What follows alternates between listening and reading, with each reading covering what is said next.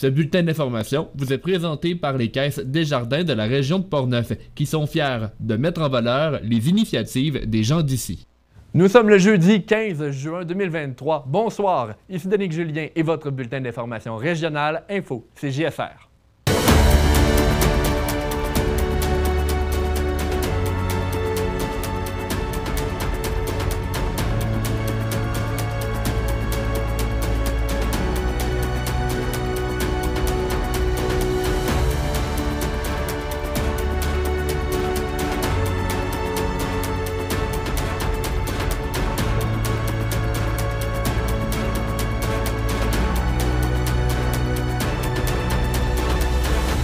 Cette semaine, nous vous parlons de l'exposition Riopelle à Saint-Uribe qui commencera dès le 24 juin prochain.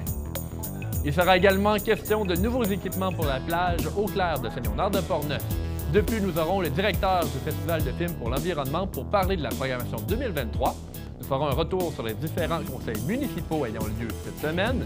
Et finalement, Daniel Dusablon de Saint-Casimir nous parlera de soirées de poésie qui auront lieu cet été. Bonne émission!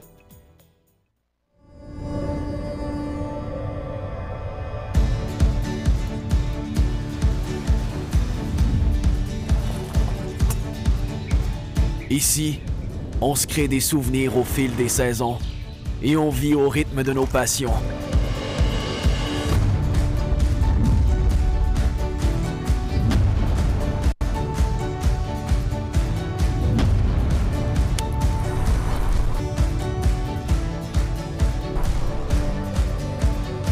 Ici, quand l'aventure nous appelle, on répond.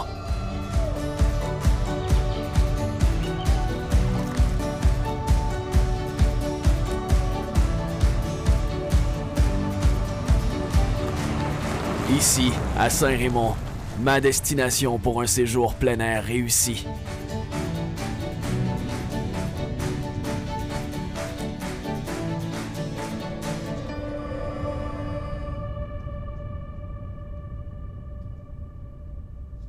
Dès le 24 juin prochain, les Portneuvois pourront assister à l'exposition Riopelle à Saint-Uribe qui se déroule directement à l'église de cette municipalité. Cette exposition gratuite propose une immersion dans l'univers plastique saisissant de Jean-Paul Riopelle. Une programmation de concerts, d'ateliers créatifs et d'expériences culinaires alléchantes sera également au menu tout au long de l'été. Un café éphémère, le Petit Hameau, va aussi ouvrir ses portes à l'occasion de cette exposition. Charles Laviolette et moi-même étions sur place lors du dévoilement médiatique et nous nous sommes entretenus avec le maire Jacques Delisle pour connaître l'idée derrière le projet, mais aussi avec Jeanne Couture d'Artefacts Urbains pour connaître l'exposition en détail. Voici ces extraits. Au départ, c'est le collectionneur privé qu'on vous a parlé qui m'a rencontré et qui m'a offert ça. Fait qu'au début, je n'étais pas trop sûr si c'était sérieux ou pas, là, tu sais. Puis à un moment donné, il nous a demandé d'aller voir les œuvres chez eux. Puis là, quand je les ai vus, j'ai dit c'est sûr qu'on s'en va vers ça. Mais tu sais, Bernard Le Gaudreau l'a dit, j'ai embarqué là-dedans les deux yeux fermés. C'est un corpus qui n'a jamais été exposé tous ensemble. Donc, les 21 œuvres, c'est la première fois qu'elles sont regroupées. Ça a été créé en 1968 au même moment, puis elles n'ont jamais été exposées ensemble. Donc, c'est comme pour les gens qui aiment l'histoire de l'art, qui tripent sur Riopelle, c'est sûr que ça va être un arrêt incontournable ici à Saint-Uribe cet été. Maintenant, parlons de Cap Santé, parce que la municipalité a été l'objet d'un encadrement de la part de la Commission municipale du Québec en matière du pouvoir de dépenser. Il s'agit d'un rapport d'audit de performance qui a également touché les municipalités de Waterloo et Passepébiac. La Commission a examiné si les municipalités disposaient d'un encadrement en matière de contrôle et de suivi budgétaire adéquat qui favorise l'atteinte des objectifs des conseils municipaux. De plus, elle a regardé si les municipalités disposaient d'un encadrement en matière de délégation du pouvoir de dépenser efficace et conforme au cadre légal et réglementaire. La commission avise aussi que les audits n'avaient pas pour objectif d'évaluer la qualité et la pertinence des dépenses engagées par les municipalités. Dans les constats de la Commission municipale du Québec, eh bien, on soutient que les municipalités auditées sont conformes aux exigences en matière de contrôle budgétaire. Par contre, des non-conformités significatives sont constatées à certaines des dispositions des règlements municipaux de Cap-Santé et Passepébiac. Dans le deuxième constat, la Commission maintient que Cap-Santé dispose de mécanismes et d'outils de contrôle efficients pour les principales étapes du processus relatif au pouvoir de dépenser et les utilise. Cependant, certains éléments peuvent toujours être améliorés. En ce qui concerne le respect des règles de délégation, Cap-Santé est généralement conforme, à l'exception d'une situation spécifique, selon le rapport. Lors du conseil de ville du 12 juin dernier, Michel Blackburn a qualifié de ce rapport de bonne chose pour Cap-Santé, qui, selon lui, s'est démarqué positivement des autres municipalités participantes concernant les recommandations. Voici M. Blackburn.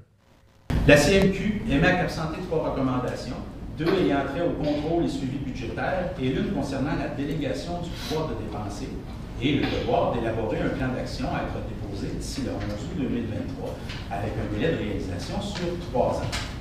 Rappelons que le mandat de la vice-présidence à la vérification de la CMQ est d'effectuer 2 types d'audits, des audits de conformité et des audits de performance ou optimisation des ressources. Elle émet des recommandations, mais son rôle n'est pas de sanctionner les municipalités ou les élus ni d'imposer des amendes.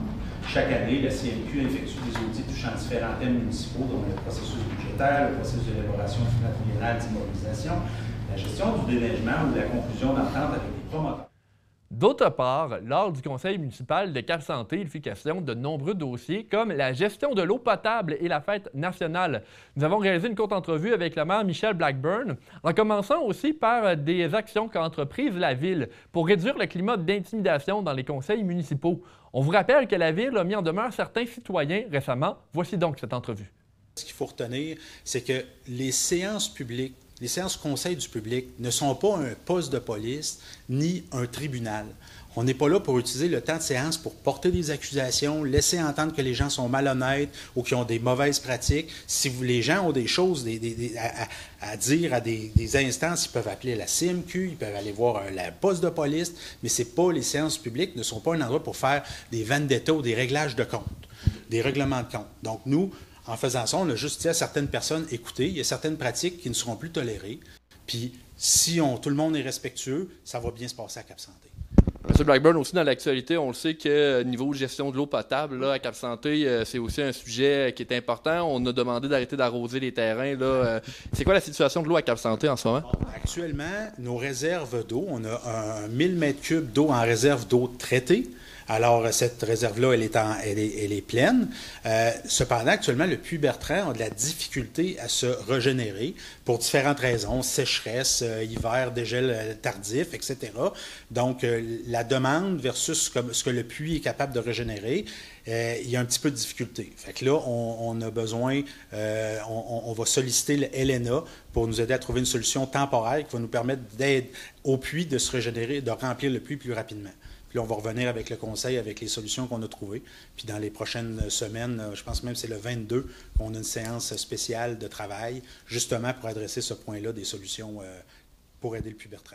Si on poursuit dans les autres sujets dont on a parlé aujourd'hui dans le conseil de ville, bon, dans votre mot du maire au tout départ, au début, c'était question de la fête nationale, donc de la Saint-Jean-Baptiste. Finalement, il va y avoir une fête à Cap-Santé. Ça, c'est une bonne nouvelle. Puis je remercie les membres du conseil là, de cette, comme on dit en français, se retourner sur une scène, là, parce qu'on avait décidé, pour des raisons de dépassement de coûts, de ne pas faire de fête nationale, compte tenu que notre budget était beaucoup en bas de ce qui était prévu de faire finalement.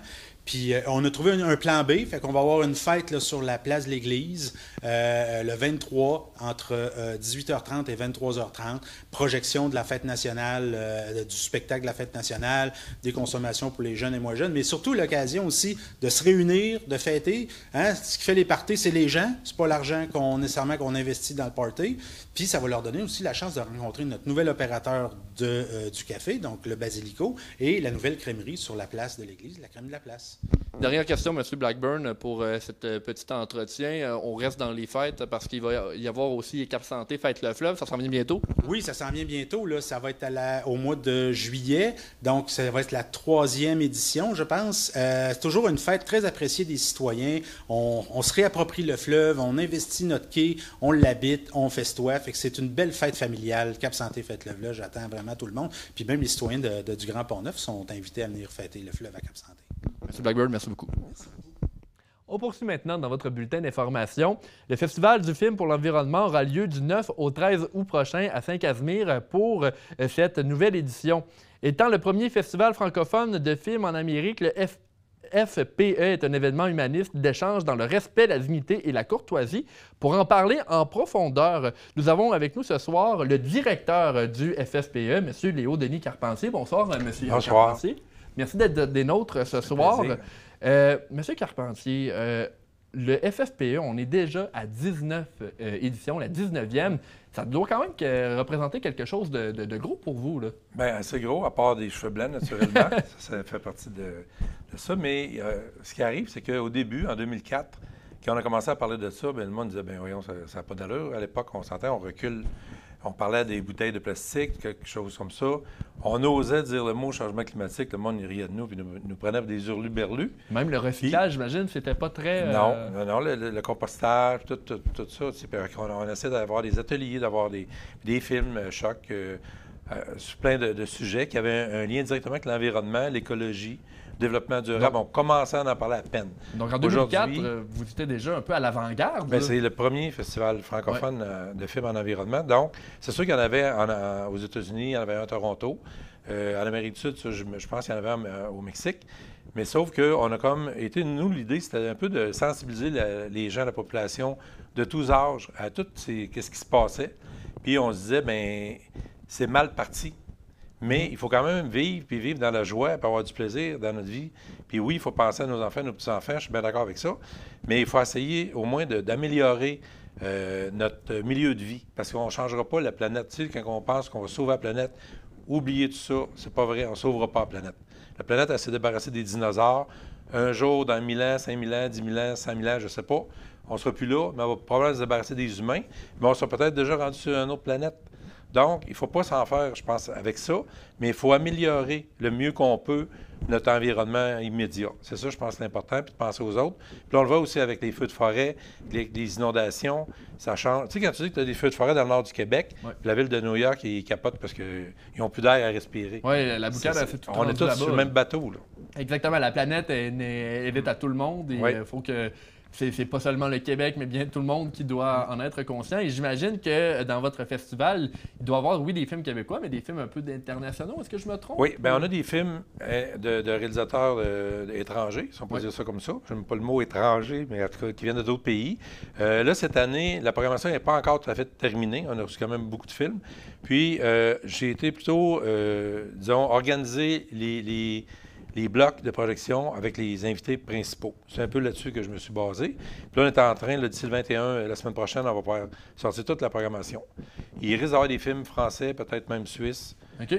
Puis c'est sûr, bon, films canadiens, puis des films qui ne sont pas des premières, mais qui vont être des premières dans Port-Neuf, mais qui sont quand même assez importants. Quand on parle des types de films que vous présentez, on va un peu pour tous les goûts ou on est vraiment sur l'environnement? En fait, c'est quoi le type de film? Non, mais mettons, si on pense à la soirée d'ouverture, c'est le film qu'on va présenter, c'est un film humaniste qui s'appelle « Je m'appelle Humain », qui met en vedette notre invité, qui est Joséphine Bacon, mais tournée par Kim Obansawin, qui a été tournée dans le Nord sur sa poésie, en tout cas sa vie. Donc, on parle d'un film humaniste.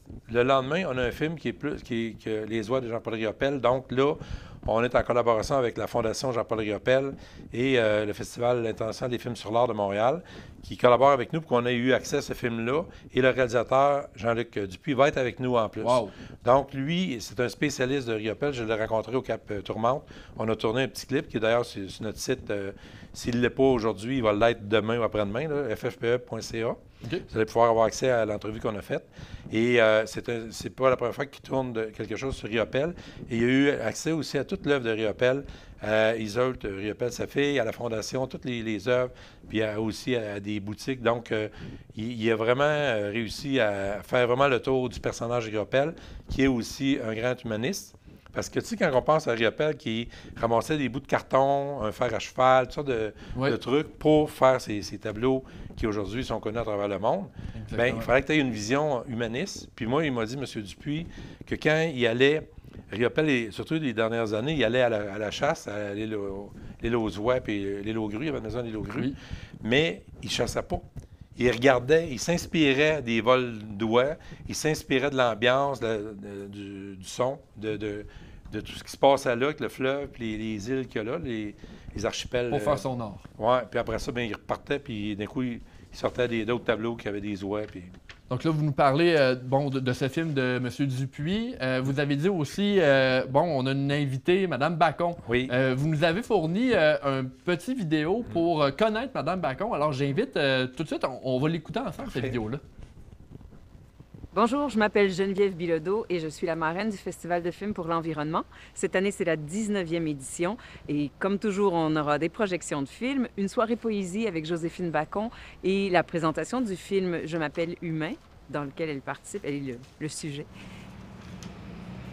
Bonjour Joséphine. Bonjour.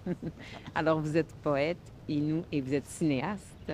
Je suis Innu, poète et parfois cinéaste. Et parfois cinéaste. Ouais. Mais nous, on aura le plaisir, le soir de l'ouverture du festival, de vous avoir en tant que poète. Bon, surtout, je vais être surtout là comme poète, là. Et un peu conteuse aussi parfois. Hein? En tout cas, je vais donner. Vous avez cette faculté de toujours être en train de donner. Moi, ça m'émeut beaucoup pour vrai de vous avoir cette année avec nous au festival. On m'a demandé si j'accepterais de faire des ateliers d'écriture avec des enfants du primaire. Mais peut-être qu'ils vont partir avec quand même un court poème ou un long poème, on verra. Les enfants, c'est des poètes. Fait que c'est ça, en principe. Là, mais je suis pas rendue. Donc, ce sera plein de belles surprises. Oui.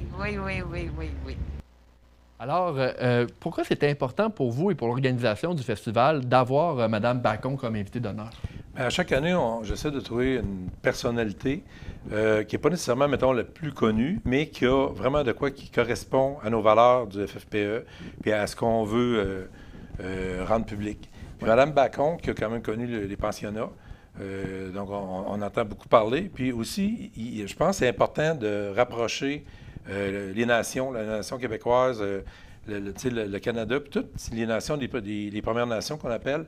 Et elle, je trouve qu'elle est une excellente ambassadrice. En plus, moi, ce qui m'a beaucoup plu, c'est qu'elle a travaillé avec Gilles Carle, avec Arthur Lamotte, les réalisateurs, parce qu'elle a commencé à l'ONF quand elle est arrivée à Montréal. Puis maintenant, elle vit à Montréal. Puis, elle a aussi scénarisé. Elle a fait quelques films dont on ne retrouve plus beaucoup d'images, mais c'est des films qui sont plus âgés. Puis, elle a vraiment une vision intéressante. Vous avez vu la belle personnalité qu'elle a. Souriante. Souriante, aimable, de compagnie. Puis, je peux vous conter une petite anecdote. Lorsque je l'ai rencontrée, c'était au mois d'avril pour la convaincre que c'était notre invité d'honneur qu'on voulait avoir. Puis aussi, il y a les soirées de poésie. Puis depuis l'année passée, on ouvre le Festival de films par une soirée de poésie entre Chien et Doux, en collaboration avec la Fondation du patrimoine puis Mme Dusablon. Donc, c'est important pour moi d'avoir quelqu'un qui, quand même, qui a des écrits poétiques. Puis en plus, elle a fait dans des villages là, des Premières Nations dans le Nord. Mais elle a rencontré 1200 enfants. 1200. Puis qu'elle a fait des ateliers de poésie. Puis elle nous l'a offert de le faire à Saint-Casimir avec les enfants des loisirs le lendemain matin qu'elle va être là. Puis on va présenter on va demander aux enfants après qu'ils viennent lire. Des fois, c'est 3-4 lignes. Ouais. C'est pas obligé d'être bien long. Puis quand on était assis dans un café à Montréal, puis elle me dit, mais pourquoi? C'est un peu la question que vous venez de me poser. Pourquoi moi? Ouais. Il arrive 3 jeunes femmes d'à peu près 30-40 ans avec un jeune garçon de peut-être 4-5 ans. Ils viennent s'asseoir à la table à côté de nous. Puis là, ben, le garçon, la serveuse, elle amène une petite chaise. Puis le garçon, il fait 5 ans. Je dis non, hey, c'est un grand garçon, ça, il ne faut pas que vous. Il n'y a pas besoin de ça. Là, lui, il m'a regardé avec un sourire, puis sa mère aussi. Puis elle en a profité. Elle dit, vous êtes Mme Bacon? Fait que là, Joséphine a dit oui. Elle dit, écoutez, j'ai tous vos livres. Elle dit, moi, j'enseigne dans le Nord. Puis elle dit, j'enseigne votre poésie, puis tout ça. Puis là, les autres, ils ont dit, ben, on adore ce que vous faites, puis vous êtes tellement une belle personne. Moi, je l'ai regardé, j'ai dit, voilà. Avez-vous votre réponse? Elle a dit, OK, j'y vais. C'est vraiment merveilleux, c'est une ouais. belle anecdote. Et, le temps file, Léo, et il y a une autre chose que je veux impérativement qu'on parle ensemble. Vous avez évidemment le cabaret Kino Saint-Casimir. Pouvez-vous nous en parler rapidement? Oui, bien ça, dans le fond, c'est une vingtaine de réalisateurs, des cinéastes qui viennent d'un peu partout. Ils ont 72 heures pour créer un court-métrage qu'on présente le samedi soir à 21h. Donc, il arrive le jeudi matin, et puis le jeudi, vendredi, samedi, ça tourne, ça fait du montage, et le samedi soir, on présente ça. L'an passé, c'était le 175e de Saint-Casimir. Oui. Donc, c'est sûr que c'est l'environnement, mettons, le thème majeur, la thématique majeure, mais on les amène toujours un petit sous-thème. L'année passée, c'était sur ça. Il y a eu vraiment des choses de fun de fête. Cette année, bien, je les amène sur Jean-Paul Riopelle, L'homme et son œuvre. Fait que j'ai hâte de voir ce que ça va donner. Donc ça, c'est le samedi soir. Puis un autre événement aussi que j'aimerais qu'on parle, c'est la journée électrisante des jardins. Donc ça, c'est l'essai, les gens qui veulent venir essayer gratuitement des véhicules électriques. Donc c'est dans le stationnement de la Caisse à Saint-Casimir.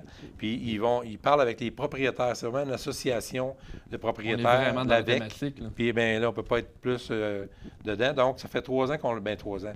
2 ans avant les 2 ans qu'on n'a rien fait. Puis on a recommencé l'an passé. Puis les gens adorent ça. Ils aiment vraiment ça. Ils posent des questions. Puis il y a plein de modèles différents. Puis eux autres, ils ne sont pas là pour vendre nécessairement l'auto qu'ils ont présentement parce que c'est des propriétaires qui se fait 3, 4, 5 qui ont auto qu'ils ont. Puis on a aussi une autre, je ne sais pas si on peut en parler, du samedi après-midi sur les changements climatiques parce qu'on est dans les changements climatiques. D'accord. Donc, en collaboration avec la CHEP, qui est la Société horticologique et écologique de Portneuf, on a la chance d'avoir le météorologue de Radio-Canada à sa retraite, Pascal Iakouvakis, qui va venir nous faire une conférence sur les changements climatiques. Puis comme il m'a dit, parce que j'ai tourné aussi une petite entrevue avec lui, il dit oui, c'est sûr que ça regarde mal, mais il dit il y a plein de possibilités. Comment on peut vivre avec les changements climatiques? Puis c'est de ça qu'il va parler, parce qu'il faut quand même rester positif dans tout ça. On est là encore pour plusieurs années, donc il faut trouver des moyens pour améliorer notre sort, si on peut dire ça. Alors lui, il va parler de ça. Alors pour ceux qui nous ont écoutés, on rappelle que le tout se déroule du 8 au 13 août prochain. 9 au 13. 9 au 13, oui, merci beaucoup. On vous y invite. Léo Delis-Carpentier, merci beaucoup d'avoir été des nôtres ce soir. Merci à vous. On poursuit maintenant dans votre bulletin d'information avec, au retour de la pause, on va vous parler du symposium riche en couleurs de Cap Santé. Restez des nôtres.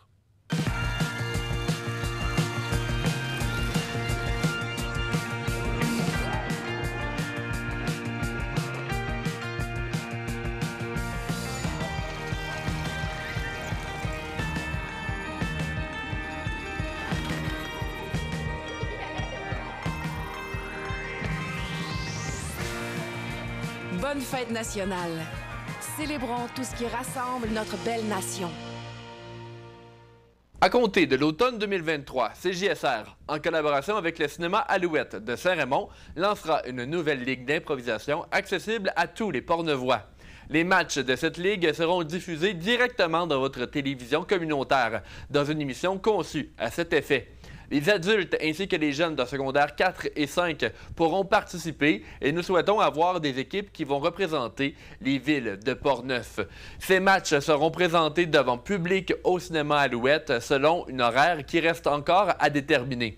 Nous recherchons présentement des intéressés pour s'impliquer au sein de la Ligue en tant que joueurs. Une séance d'information va avoir lieu dans les bureaux de CJSR le 19 juin prochain, à 19h. Les bureaux sont situés au 235 Porte 3, sur la rue Saint-Cyril à Saint-Raymond-de-Portneuf. Vous pouvez également manifester votre intérêt à l'adresse courriel suivante, improdanic@gmail.com. Au plaisir de vous rencontrer et d'improviser avec vous.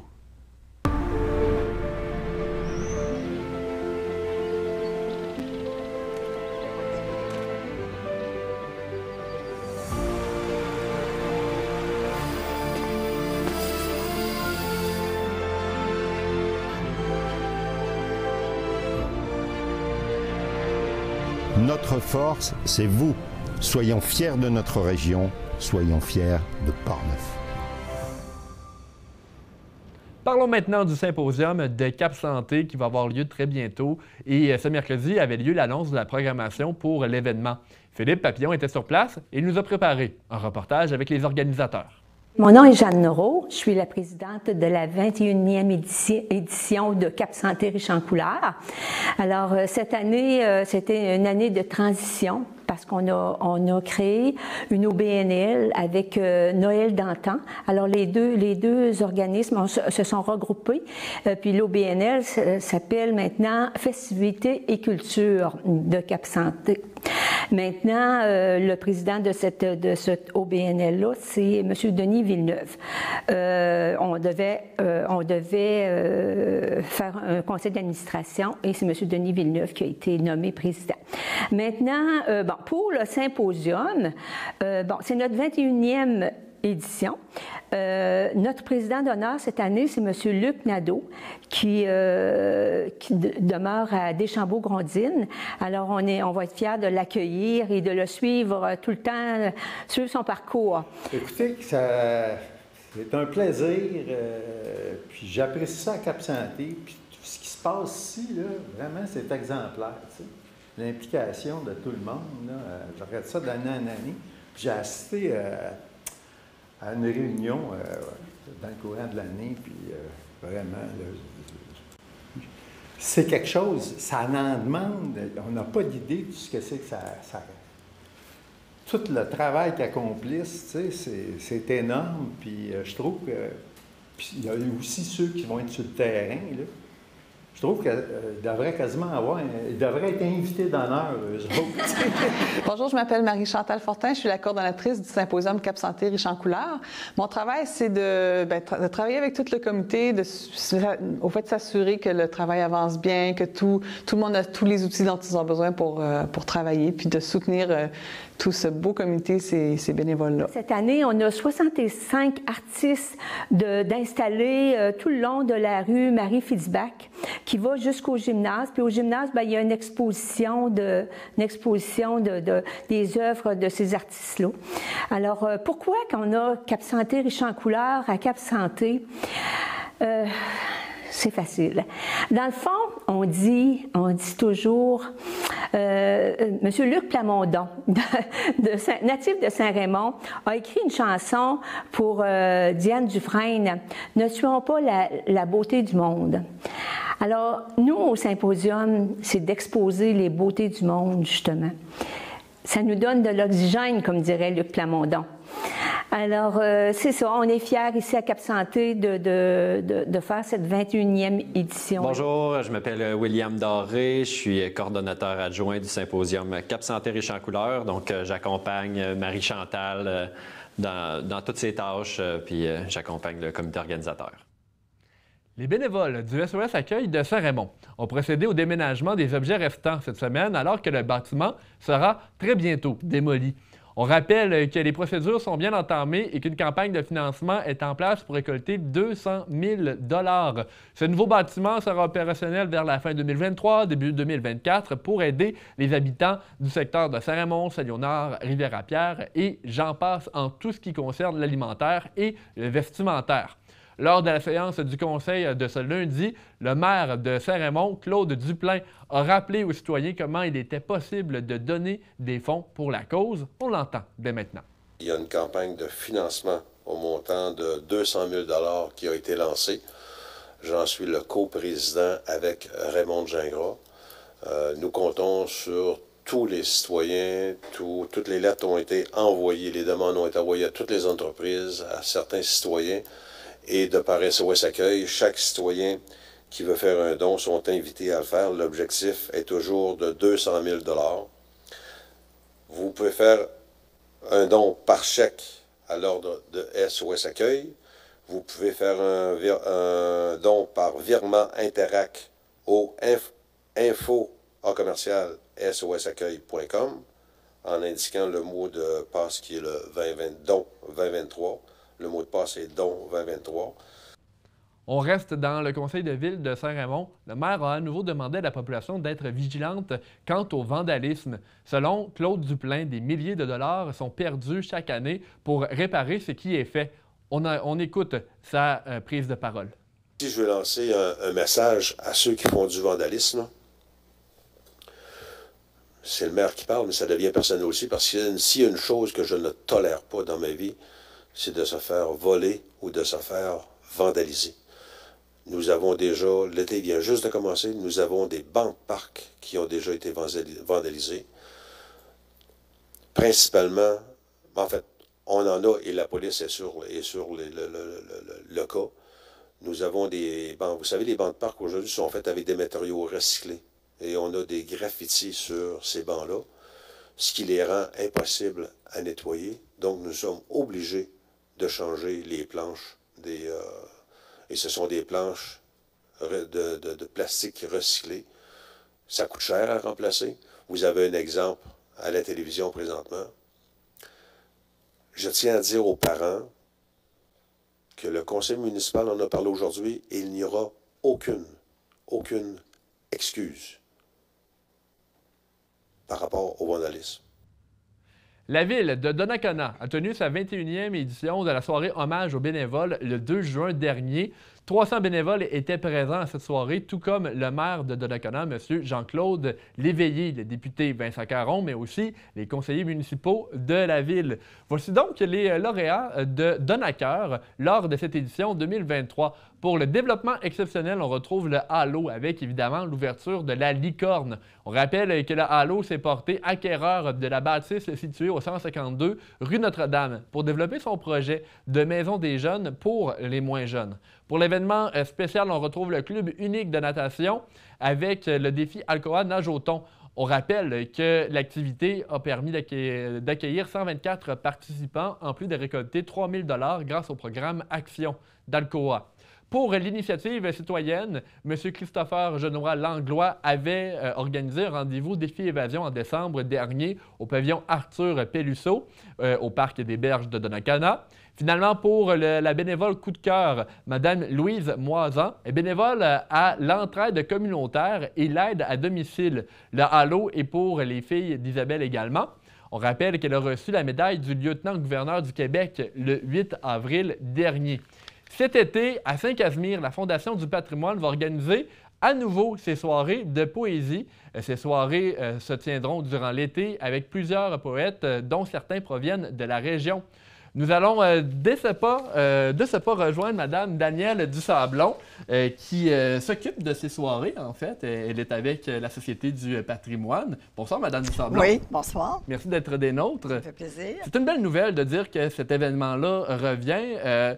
Avant d'en parler de la programmation de cette année, je veux comprendre un peu comment vous avez pu monter cette activité-là au départ. Bien, en fait, on a commencé en 2021, c'est la 3e édition cette année. Et pourquoi des soirées de poésie? Pourquoi avoir choisi la poésie? Tout simplement parce que la poésie, les mots nous aident à traverser les mots MAUX. Okay. Donc, l'édition, la première édition, on a discuté de ça à la Fondation. Et puis, ça s'est fait en fait, à peu près 3-4 mois plus tard. Donc, on a décidé de mettre ça de l'avant, puis on a dit, bon, oui, on y va.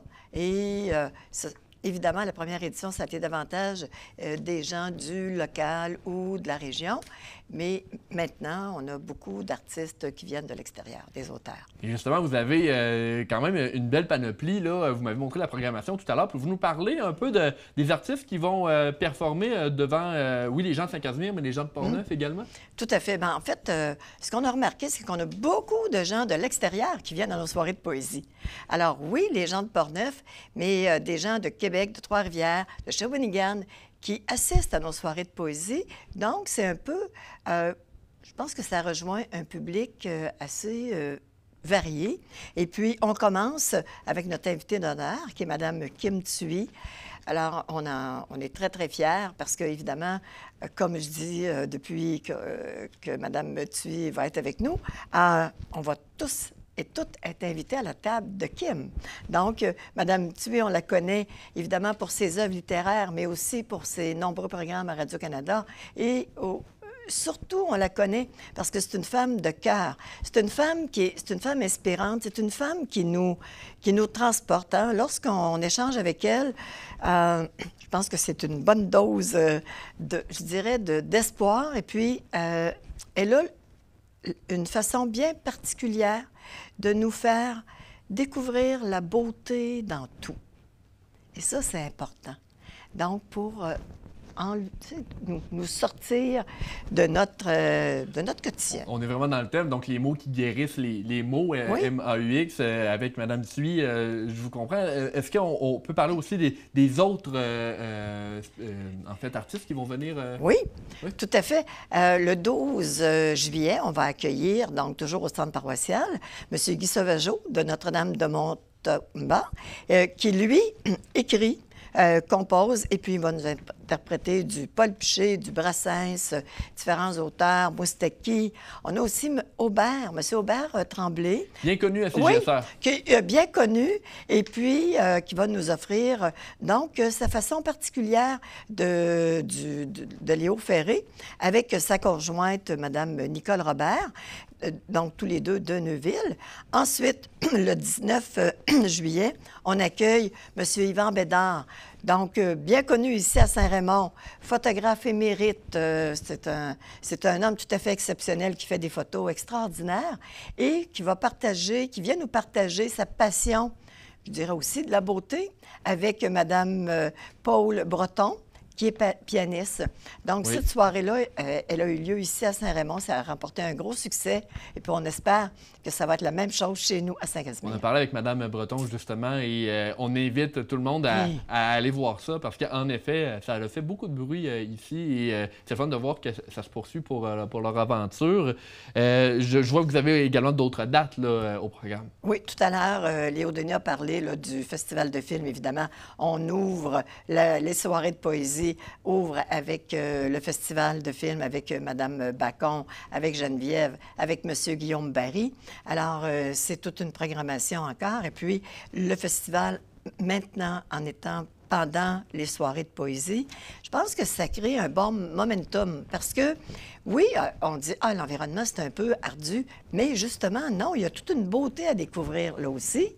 Après, on va avoir des artistes de Donnacona, M. Yvon Matt, qui est un écrivain et qui nous partage son quotidien, et Mme Imelda Bayard, qui est aussi de Donnacona, qui en est à sa première œuvre, Mémoire de famille. Après, on sort de Saint-Casimir. Et vous allez à Saint-Uribe. On s'en va à Saint-Uribe parce que, évidemment, c'est le 125e de Saint-Uribe. Et puis, on va avoir l'auteur, M. Michel Bélanger, qui vient d'écrire un livre qui s'appelle « Au pied de la montagne ». Et donc, il va venir nous partager ses écrits, M. Alexandre Genet. Et Léo Denis, qui va venir aussi nous partager des poèmes, ou en tout cas des écrits. Donc, cette programmation-là, on en est très fiers. Évidemment, rien ne se fait sans nos partenaires.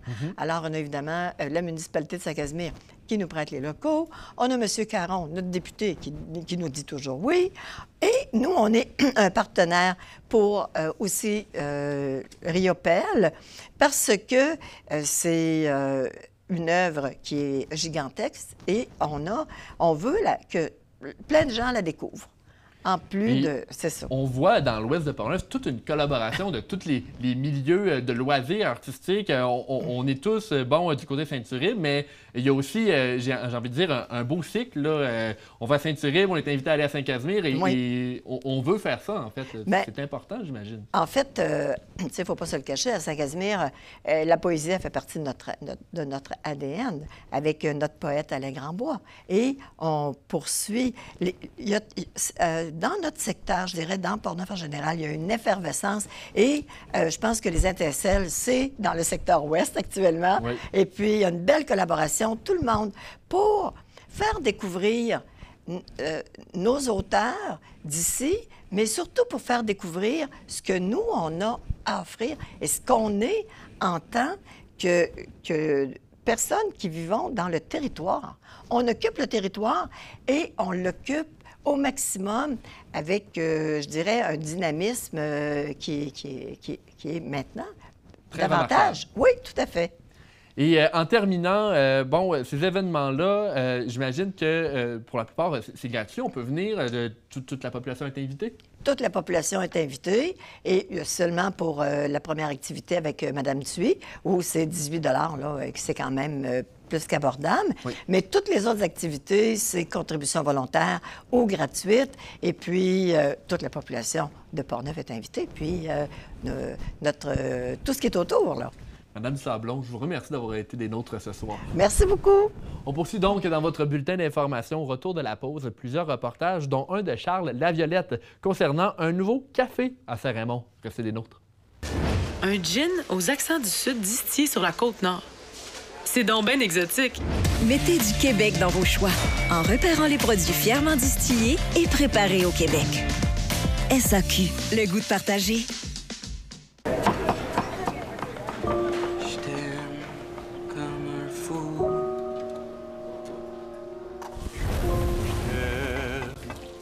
Comme un fou. Je t'aime comme un fou.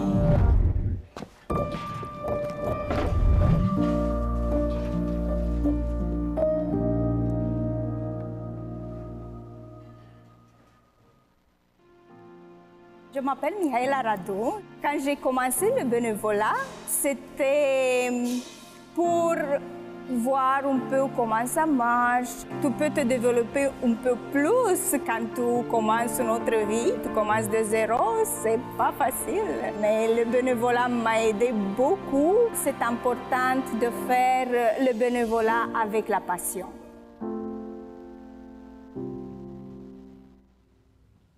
Un nouveau café est en activité depuis ce printemps à Saint-Raymond-de-Portneuf. Charles Laviolette s'est penché sur le sujet.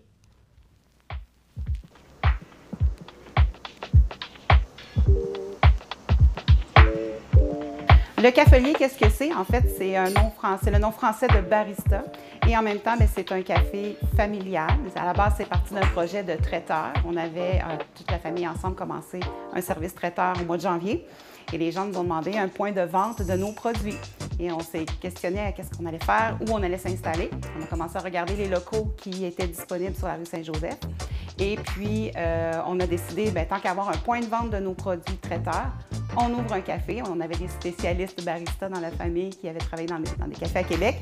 Donc, on s'est dit, let's go, on lance un café. Le feeling qu'on veut donner aux gens quand ils arrivent au cafelier, c'est de se sentir chez eux. On a un coin bouquinerie où les gens peuvent relaxer, un coin plus salon. Les gens peuvent faire du télétravail. On en a eu des étudiants qui sont venus étudier aussi en fin de session. Quand ils ouvrent la porte, ça sent bon, ça sent le café, ça sent les croissants, ça sent le chocolat. On a décidé de choisir un café qui est torréfié localement. On a quelques sélections de grains de café pour emporter à la maison. Donc, moi, je suis allée avec un café qui est un peu plus au goût de guimauve, caramel et fruits séchés. Donc, c'est notre café qu'on a décidé de prendre et de vous servir au niveau des espressos, des cafés lattés, des cappuccinos et des americanos. Oui, dans le fond, notre nourriture au cafelier est toute faite maison. C'est vraiment quelque chose sur lequel on a insisté en voulant vendre nos produits. C'était vraiment important pour nous de faire quelque chose qu'on offrait les gens pour les réconforter, pour qu'ils se sentent comme chez eux, comme s'ils allaient manger chez leur grand-mère, dans le fond.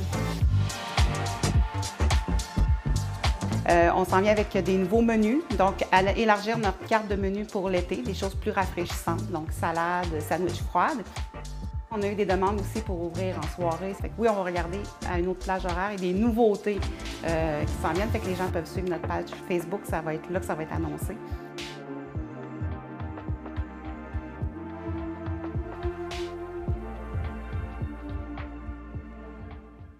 Les Raymondoises Clara Tejeda Fortier, Marie-Pierre Cloutier et Connie McLellan vont participer au Trekking Gazelle du Maroc qui se déroule du 9 au 14 novembre prochain. Il s'agit d'un événement où des groupes de 3 femmes doivent parcourir entre 80 et 100 km dans le désert marocain sans équipement de navigation électronique. Pour la première fois de l'histoire du trekking, une équipe 100% québécoise a été formée et c'est celle-ci. Il s'agit de la seule équipe canadienne cette année. On a parlé un peu plus tôt cette semaine avec l'équipe Les Tranquilles mais pas sages. Voici cette entrevue. Bonjour. Merci d'être des nôtres. Premièrement, bon, le trekking Gazelle, avant d'entendre parler de vous, je ne savais pas qu'est-ce que c'était. Alors, la première question qui me vient en tête, c'est de qui vient l'idée de s'inscrire à ce défi? En fait, c'est une recherche. On cherchait un défi, un peu, on est des filles d'exploration tout le temps à l'aventure. Puis sur Instagram, ça fait partie d'un post Instagram qu'eux, ils ont fait. C'est arrivé dans mon profil Instagram. J'ai texté les filles. J'aurais dit, êtes-vous partantes? Ils ont tous répondu affirmatif. Le lendemain, on faisait un souper sushi M à la maison. Puis c'était parti. Là, on a signé des contrats cette soirée-là. Puis et voilà, nous voilà en aventure. Et pour vous, Clara, qu'est-ce qui vous a apporté à embarquer dans ce défi-là? J'ai vraiment une personne qui jamais dit non, le nouveau défi. J'aime ça, j'ai comme un sportif, donc j'aime comme pousser mes limites, puis des choses comme ça, puis j'aime de voyager aussi. Donc, pour aller dans notre pays, puis faire une activité comme ça, c'est vraiment une chose que j'aime beaucoup. Et pour vous, Marie-Pierre, vos raisons qui vous ont poussé à vous impliquer là-dedans? Ben, en fait, Clara a toujours des idées incroyables, puis c'est toujours des bons moments avec elle. Puis Connie, on apprenait à se connaître en travaillant ensemble. On travaille les 3 dans le même restaurant. Donc, aussitôt que Clara nous a envoyé ça, moi, c'était parti pour l'aventure. Et quelles sont les raisons de participer à un événement de la sorte? Parce qu'évidemment, il y a un impact aussi humanitaire dans ce défi-là. On va y revenir un peu plus tard dans l'entrevue, mais pourquoi, oui, vous dites on veut des aventures, on veut s'impliquer, mais fondamentalement, qu'est-ce qui vous emmène à participer au Trekking Gazelle? Je te dirais, il y a une motivation vraiment extrême de l'équipe. C'est oui, l'exploration, là, parce qu'on est 3 filles qui repoussent nos limites toujours. Mais là, on a aussi un petit plus, là, c'est de pousser que les femmes, à quel point on est capable d'aller loin dans le sport. Puis c'est une motivation pour nous là, de montrer que c'est accessible à tous, dans le fond. C'est ce genre de défi-là. C'est pas juste wow, c'est beau sur Instagram, ça se fait. C'est réalisable. Et là, pour ceux qui nous écoutent, comme j'ai dit tout à l'heure dans la prémisse, c'est 80 à 100 km dans le désert marocain sans équipement de navigation. Moi, j'entends ça et j'ai des frissons. Comment on fait pour naviguer sans équipement dans le désert du Maroc? Nous avons une carte puis une boussole, puis c'est nous qui faisons l'orientation, puis trouver nous et où, puis pour rentrer les prochains points. OK, donc avec l'orientation, c'est vraiment, j'ai envie de dire, à l'ancienne. C'est comme ça que vous allez pouvoir vous orienter. Et est-ce que vous avez déjà pu étudier ces cartes-là en ce moment? Ou... Non, c'est tout nouveau. On va prendre des cours justement de boussole, d'orientation. Mais c'est le gros défi là, qui nous attend, se repérer dans le désert. Puis, à chaque jour, ça va être des coordonnées secrètes qu'on va recevoir le matin même. Donc, on ne peut pas se prévoir à l'avance. Il faut vraiment, au jour le jour, se repérer dans le désert. Fait que ça va être tout qu'un défi, mais... Et là, comment ça fonctionne? Vous avez vos coordonnées pour votre premier jour, vous vous rendez à un endroit dans cette journée-là. C'est pas donc du camping, là. Vous allez avoir des endroits déjà prédéfinis par l'organisation là, à chaque jour, c'est ça? Oui. Bien, en fait, nous, on dort toujours au même point de campement. Okay. Puis à chaque jour, on va tourner autour de ce base camp-là, en fait. Donc, à chaque matin, ils vont nous donner plusieurs coordonnées. On va se rendre à chaque point, puis si on est capable au suivant. Puis le but, c'est de faire ça le plus rapidement et prendre le chemin le plus court possible. Mais ça se peut qu'on se perde dans le chemin, puis... ouais. Donc, Et c'est, comme je le disais tout à l'heure, c'est aussi une cause humanitaire pour vous. Vous allez donner des souliers de sport aux élèves d'une école du Maroc. Pour faire l'expédition, vous devez collecter 15 000 $. Comment vous faites pour chercher un tel montant? On a approché plusieurs compagnies locales. On a entre autres Santé Active qui a embarqué dans le projet. On a aussi Machitech qui ont donné très généreusement à notre cause, en fait à notre équipe. Puis, c'est ça, nous, on va aussi remettre 5 % de tous les dons qu'on amasse à Filles Actives, qui est une organisation québécoise qui promouvoit l'activité physique chez les jeunes adolescentes. Donc, c'est important pour nous là, de choisir une cause qui nous représente puis qui va bien avec le défi qui nous attend. Donc, voilà. Puis, on a organisé justement cet été, on va participer au marché public de Saint-Raymond. On vend plein de petits produits faits à la main. Donc, c'est un peu les moyens de financement qu'on a trouvés, qu'on a choisis, puis qui nous représentent bien. Donc, c'est possible pour les gens de la région de vous aider et justement d'aider votre beau projet. Oui, dans le fond, ils peuvent suivre sur Instagram, le Tranquille mais pas sage, ou sur Facebook, Tranquille mais pas sage. Puis là, à ce moment-là, tous nos moyens de financement sortent, puis les façons de nous encourager. Et en terminant, pour le Trekking Gazelle, lorsque, c'est du 9 au 14 novembre prochain, lorsque ce sera terminé, est-ce qu'il y a des positions? Est-ce que vous pouvez vous classer là-dedans? Comment ça fonctionne? Il y a 150 équipes en dessous, donc c'est vraiment gros. Donc oui, il y a un gagnant, mais nous sommes là plus pour le plaisir puis pour montrer que les filles sont capables de faire n'importe quoi dans la vie. Nous va pousser fort pareil, mais c'est une compétition, mais c'est pour une bonne cause. Mais c'est sûr que si vous êtes capable de vous classer, ça va faire plaisir. Là. Ah oui. Oui, c'est sûr. Mais c'est pas le but principal. Non. Je pense que c'est surtout pour l'expérience. Oui, puis c'est une bonne cause. Puis pour montrer que les filles sont capables de faire tout dans la vie. Et vous allez toujours vous en rappeler, là, une expérience comme ça, on fait pas ça tous les jours. Donc, juste pour vous, votre expérience personnelle, c'est vraiment super. Clara, Marie-Pierre et Connie, merci beaucoup d'avoir été des nôtres pour parler de votre beau projet. On invite les gens qui nous écoutent à encourager justement là, l'équipe des Tranquilles mais pas sages. Merci d'avoir été des nôtres. Merci à toi. En septembre et octobre dernier, la municipalité de Saint-Léonard de Portneuf a conclu de belles transactions issues du projet structurant en recevant de nouveaux équipements, principalement pour la plage Eau Claire. En effet, un nouveau parc avec module adapté a été inauguré, ainsi qu'une table de pique-nique adaptée, un tapis d'accès à l'eau pour les chaises roulantes, un fauteuil flottant et une planche à pagaie adaptée avec rampe d'accès. Tony Vézina était sur place. Voici des extraits de la conférence de presse avec Jacques Laberge de l'Association régionale de loisirs pour personnes handicapées qui présente certains de ces équipements. Donc, on a ici à la gauche un Water Wheels. C'est simplement une chaise de mise à l'eau. Elle n'a pas besoin de rien d'autre pour se promener, donc elle pourrait même se promener dans des endroits un petit peu escarpés ici, elle est capable de le faire. Il y a quelqu'un qui peut tirer, il y a quelqu'un qui peut pousser, dépendant du poids de la personne qui est à l'intérieur ou de l'escarpement. Donc, c'est quelque chose qui est quand même pratique sur le site lui-même. Et c'est ce qui permet à quelqu'un qui a des problèmes de mobilité ou tout ça, d'aller à l'eau en sécurité.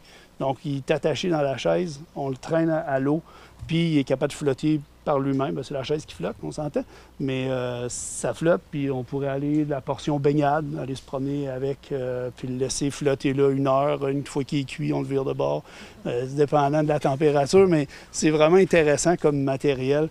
Fait qu'il est bien attaché, on peut lui mettre une veste de flottaison s'il a peur aussi, on peut ajouter, mais l'appareil lui-même flotte. Fait que c'est super le fun.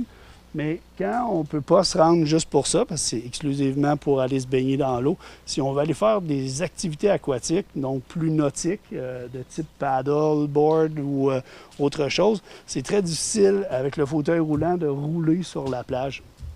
Et c'est là où est-ce que le tapis bleu que vous voyez au loin, mais qu'on pourra voir plus proche tout à l'heure, permet de rouler sur le sable. Le sable enfonce vraiment les roues, je vous le garantis, je vous le promets. On a essayé, plusieurs ont essayé. C'est vraiment difficile de traîner des personnes sur ça.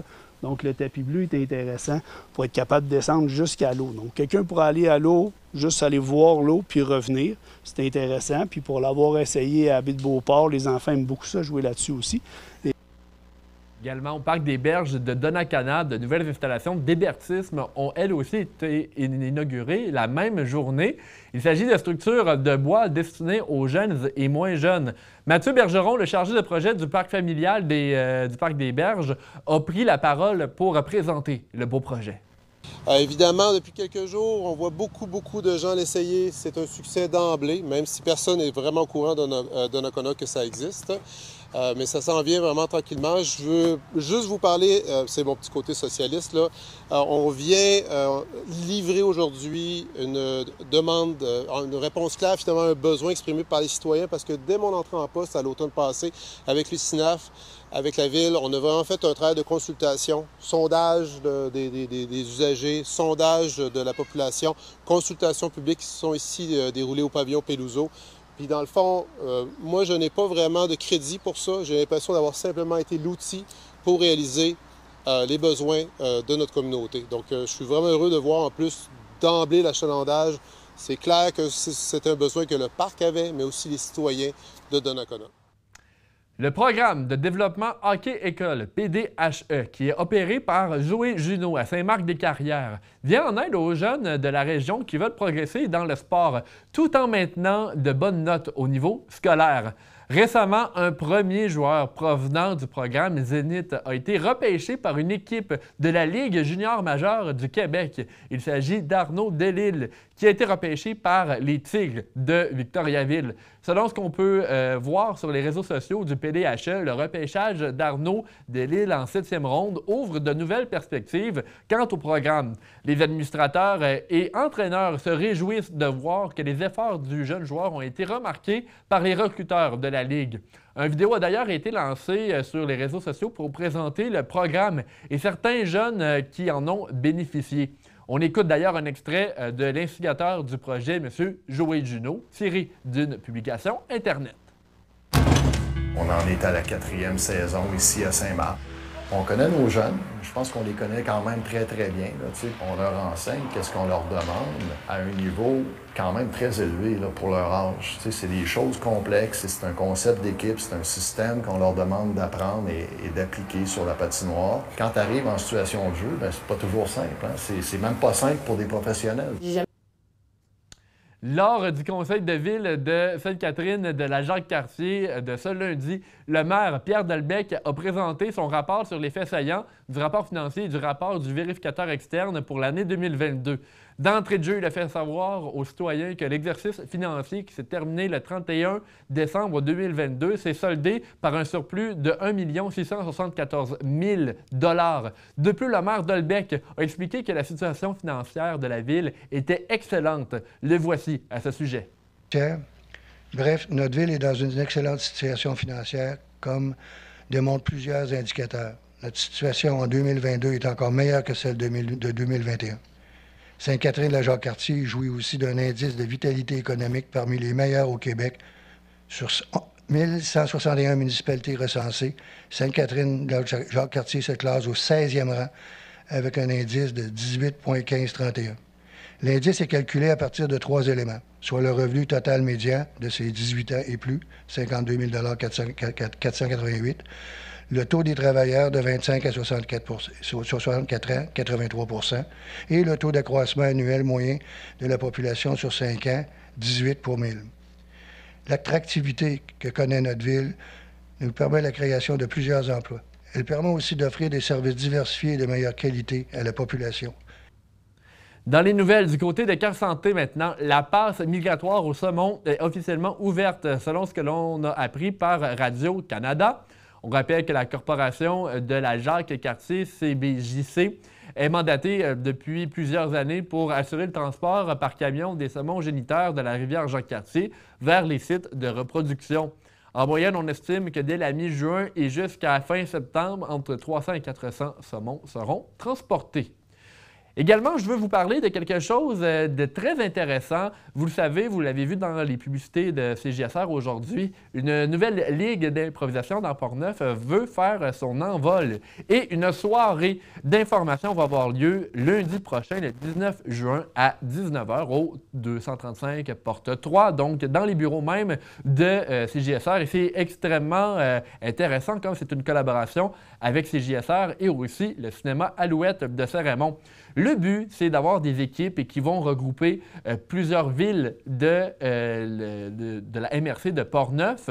On veut donc inviter tous ceux et celles qui sont dans la région, qui ont envie d'improviser, à venir avec nous, discuter et peut-être même s'impliquer dans la création de cette nouvelle ligue. On rappelle également qu'il y a une collaboration avec la LIP9. C'était une ligue d'improvisation qui fonctionnait un peu avant la pandémie dans le secteur. Ça jouait surtout dans le coin de Pont-Rouge. Alors, c'est un terrain de jeu pour les jeunes et moins jeunes. On vous invite donc pour pouvoir parler de l'improvisation. Également, je veux poursuivre dans votre bulletin parce que mercredi soir avait lieu la clôture de la campagne 2022 pour Leucan dans Portneuf, en même temps que l'ouverture de la campagne 2023. Valérie Monette, la responsable de Leucan dans Portneuf, a annoncé que 73 000 $ avaient été amassés pour l'édition de 2022 grâce à l'effort des gens d'ici. On l'entend d'ailleurs dès maintenant au sujet de l'organisme.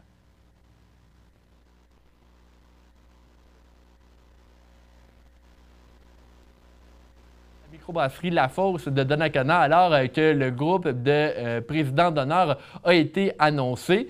C'est donc la fin de votre émission Info CJSR. Mon nom est Danick Julien. Je veux remercier toute l'équipe qui a été des nôtres ce soir.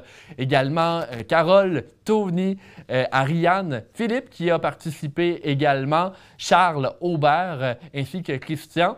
Là-dessus, je vous souhaite une très bonne fin de semaine. Également, je veux vous dire que la semaine prochaine, ce sera le dernier Info CJSR de la saison. Merci d'avoir été des nôtres. On se laisse avec des images prises par Philippe Papillon.